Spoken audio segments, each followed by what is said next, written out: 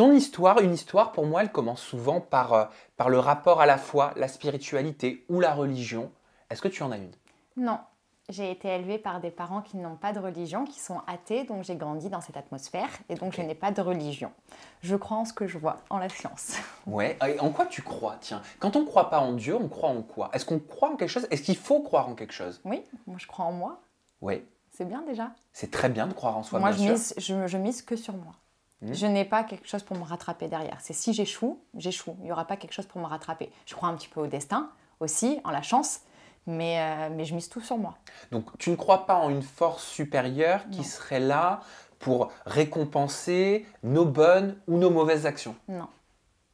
C'est quoi alors? C'est plus le karma? C'est plus le pouvoir de l'être humain, toi? Je pense qu'on reçoit ce que l'on donne, tout simplement. Si je fais des choses mauvaises, ça me retombera dessus un jour, mais parce que j'ai été mauvaise, donc ça reviendra des gens à qui j'ai fait du mal, peut-être, ou ces choses-là. Mais ça ne dépend que de moi et de mes actions, ça ne dépend de rien d'autre et de personne d'autre. Dans quel climat familial, dans quel climat social est-ce que tu es arrivé au monde?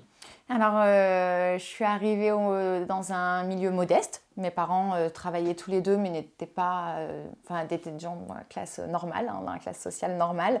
Mes parents se sont vite séparés. Après l'arrivée de ma petite sœur, j'avais 4 ans et demi. Donc après, j'ai vécu dans un climat monoparental, donc avec ma maman, et je voyais mon papa une fois par mois. Et, euh, et j'ai plutôt bien grandi comme ça. Quel souvenir t'as de ton enfance? Comment tu la décrirais? J'ai beaucoup déménagé quand j'étais petite. Je suis née à Toulouse, puis ensuite je suis partie vivre à Clermont-Ferrand et puis je suis arrivée à l'âge de mes 6 ou 7 ans à Marseille. Et mon papa, lui, vivait à Paris. Donc je faisais Marseille-Paris toutes les 3 semaines, un mois pour aller le voir. Et j'ai eu des rapports très conflictuels avec ma maman quand j'ai commencé un peu à grandir et à prendre un petit peu ouais, d'âge. L'adolescence, Ouais, c'est souvent le cas, hein. mais même jeune, même avant l'adolescence. Enfin, quand j'ai commencé à arriver au collège, quoi, hein, j'ai commencé à prendre un peu de poil de la bête et pas forcément dans le bon sens. Et voilà, mais j'ai peut-être pas un papa qui était quotidiennement à la maison, même si c'est un papa qui a toujours été très présent pour ses filles. C'est pas du tout un papa qui s'est déchargé de son rôle de père, absolument pas. Mais j'ai vécu qu'avec ma maman et on a un caractère qui est très similaire toutes les deux et on s'est beaucoup rentré dedans. Voilà. Mhm. Dans quelle situation? Tu te souviens qu'est-ce qui créait ces L'école, conflits-là? beaucoup, parce que j'étais une élève un petit peu turbulente.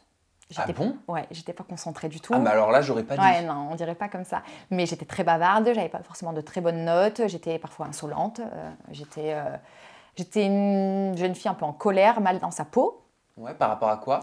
par rapport à mes complexes physiques déjà. Je Ouais. voyais des jeunes filles évoluer autour de moi et moi pas du tout. Et puis... C'est-à-dire que t'étais formée assez tard, c'est ça? Oui, déjà. Et puis, et j'ai pas envie de faire mal à ma maman si elle voit cette interview, pardon. Mais j'ai grandi dans un village assez aisé, un village où il y avait de l'argent, et ma maman n'en avait pas autant.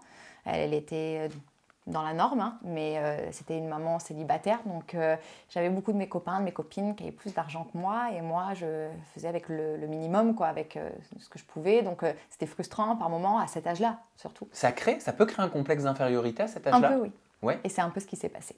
C'est-à-dire, ça se Bah, manifeste mes comment? copines avaient des grandes maisons avec des piscines, moi non, avec que des vêtements de marque. À l'époque, c'était la mode, on avait tous les t-shirts Diesel, Guess, enfin tu vois, toutes ces marques-là. Moi, j'avais pas tout ça. Donc, ouais, des fois, je me sentais un peu honteuse. C'est bête, mais c'est l'âge. Donc, voilà, j'étais un peu en colère parfois. J'avais l'impression de ne pas avoir tout ce que je voulais, alors que ma maman faisait tout ce qu'elle pouvait pour nous donner tout ce dont on avait besoin.